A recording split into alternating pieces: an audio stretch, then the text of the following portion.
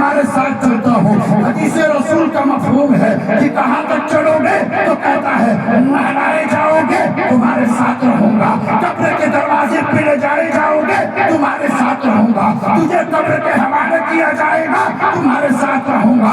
اور کہتا ہے اے میت سن لے, میں واپس جانے والا نہیں ہوں, بلکہ جب قیامت کے دن تو قبر سے نکالا جائے گا اس وقت بھی تیرے ساتھ رہوں گا. صحابہ نے عرض کیا وہ تیسرا دوست کون ہے؟ تو آپ نے کہا تمہاری نیکیاں ہیں جو ہر وقت تمہارے ساتھ. بے شک سبحان اللہ. نعرہ تکبیر, نعرہ رسالت. حضرت قاری محمد عظیم اللہ صاحب قبلہ عصمت والدین کانفرنس.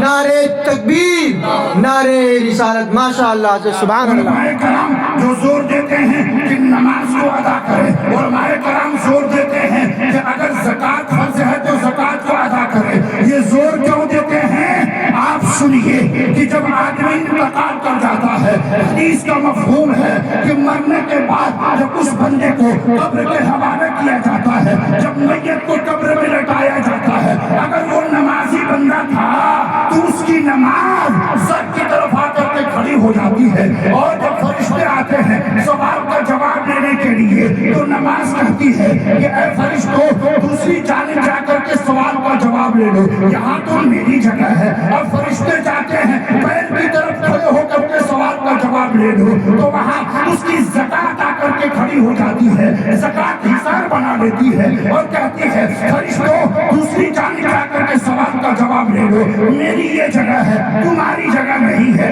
اور فرشتے داہنی جانب جاتے ہیں اس سوال کا جواب لے لو, اتنے میں اس بندے کے صدقات و خیرات آ کر کے حصار بنا لیتے ہیں اور کہتے ہیں اے فرشتوں دوسری جانب جا کر کے سوال کا جواب لے لو. اب یہ فرشتے کہاں جاتے ہیں؟ بائیں جانب جاتے ہیں, تو اس کی نیکیاں آ کر کے کھڑی ہو جاتی ہے. آپ نے کبھی سوچا نماز قبر میں مدد کے لیے کیوں آتی ہے, زکوٰۃ مدد کے لیے قبر میں کیوں آتی ہے, ہمارے صدقات و خیرات قبر میں مدد کے لیے کیوں آتے ہیں, ہماری نیکیاں ہماری مدد کے لیے قبر میں کیوں آتی ہے؟ وہ اس لیے آتی ہیں ان کو پتا ہے کہ جو فرشتے ہیں نا بڑی بڑی آنکھ والے ہیں, بڑے بڑے ناخن والے ہیں, اور ان کا ڈرامنی شکل ہے, ڈرامنی چہرہ ہے, اور نماز کو پتا ہے کہ اس کو سوال کا جواب تو یاد ہے, لیکن پہلی بار بڑے بڑے ناخن والے فرشتوں کو یہ دیکھے گا تو کہیں ڈر کی وجہ سے سوال کا جواب بھول نہ جائے. اور آئیں گے کیسے؟